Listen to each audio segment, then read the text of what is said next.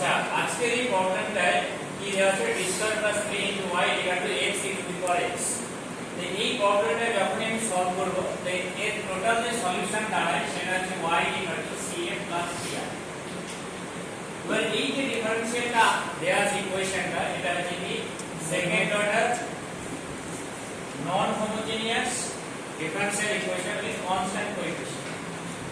যদি কোনো differential equation non homogeneous থাকে তাহলে তার দুটো পার্ট হয়, একটা হচ্ছে CF আর একটা হচ্ছে PR। তো CF হচ্ছে কমপ্লিমেন্টারি ফাংশন আর PR হচ্ছে পার্টিকুলার ইন্টিগ্রাল। তো এই CF এগুলো আমরা অলরেডি আগের ভিডিওতে শিখেছি। এবার এই ভিডিওতে আমরা শিখব এই যে প্রবলেমটা দেওয়া আছে এর শুধুমাত্র পার্টিকুলার ইন্টিগ্রালটা কিভাবে বার করব। ঠিক আছে, তো এই পার্টিকুলার ইন্টিগ্রালটা বার করার জন্য আমরা ডাইরেক্টলি লিখব y দিয়ে। এটা হচ্ছে 1 লেখা যায় d² + 3 x e⁻x।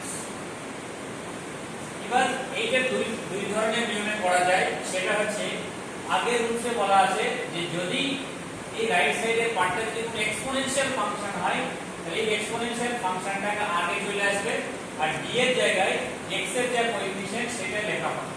যেখানে x এর কোএফিসিয়েন্ট ছিল 1 তাহলে d এর জায়গায় লিখব d + 1 তার হোল। ক্লিয়ার? এটাকে সলভ করব, তারপর এখানে থাকবে কত অ্যালজেব্রিক ফাংশন। তখন অ্যালজেব্রিক ফাংশনের রুলসে তখন আমি এর পার্টিকুলার ইন্টিগ্রাল বার করব। বাট এখন এই ভিডিওতে আমরা শিখব কোনটা, যে যদি কোনো ফাংশন এই ধরনের টাইপের থাকে যে f dy = x * r। তো এই ধরনের কোথাও যদি ফাংশন থাকে তো এই ফর্মুলা হচ্ছে y/i, যেটা লেখা হয় যে x - 1/f into f dash d into 1/f into r। এই ফর্মেটে আমরা এই প্রবলেমটাকে সলভ করব।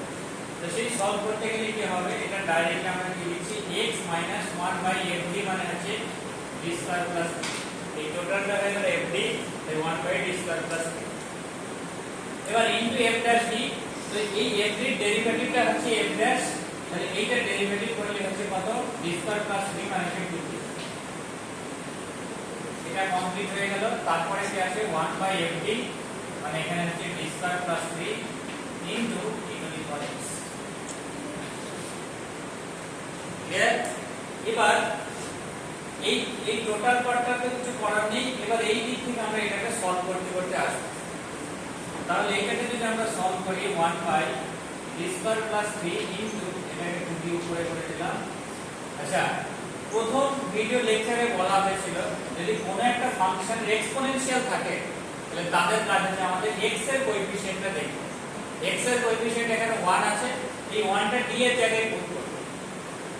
d এর জায়গায় পুট করলাম, d এর জায়গায় পুট করলে 1² + 3 মানে হচ্ছে 4।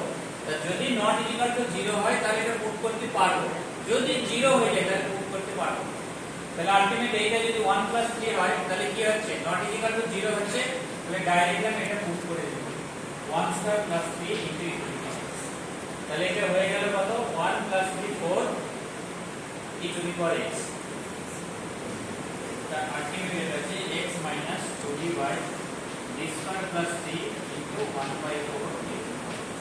এবার কাজ হচ্ছে এটাকে আমরা এর সাথে মাল্টিপ্লাই করে দেব। তাহলে এটাকে যদি আমরা করি y/i মাল্টিপ্লাই করলে হচ্ছে 1/4 x e⁻x minus 2/4 d/d² + 3 e⁻x। এবার এটা হচ্ছে 1/4 x e⁻x minus এটা যদি কাটাকুটি করি তাহলে এখানে হচ্ছে হাফ আর এখানে হচ্ছে d/d² + e⁻x। এবার এই পার্টের জন্য আবার এক্ষেত্রে কি আছে f d আর এখানে এক্সপোনেনশিয়াল ফাংশন d/d² + 3 e⁻x। এটা আবার এক্সপোনেনশিয়াল ফাংশন, তাহলে এক্সপোনেনশিয়াল ফাংশনে d এর জায়গায় কি হবে 1 পুট করব। তাহলে 1 পুট করলে কি হচ্ছে নট ইকুয়াল টু 0, তাহলে এটাকে পুট করতে পারবো। তাহলে আলটিমেট হচ্ছে 4। তাহলে এই জায়গাটা হবে 1/4 x e⁻x minus 1/2 এখানে হচ্ছে d/1² + 3 into e⁻x। এবার এটা হচ্ছে 1/4 x e⁻x minus হাফ, এটা হচ্ছে d বাই 1/4 আর এখানে 2 মাল্টিপ্লাই করলাম মানে d by 4 into the power x। এবার এটাকে যদি আমরা সিম্পলিফাই করি x into the power x minus এটা d মানে হচ্ছে ডেরিভেটিভ, তাহলে d বাই 4 আছে, d ডেরিভেটিভ করব e to the power x এর derivative e to the power x, তাহলে এটা হবে 1/8। এইটা হচ্ছে রিকোয়ার্ড পার্টিকুলার গিভেন যে ডিফারেনশিয়াল ইকুয়েশন ছিল এইটা তার পার্টিকুলার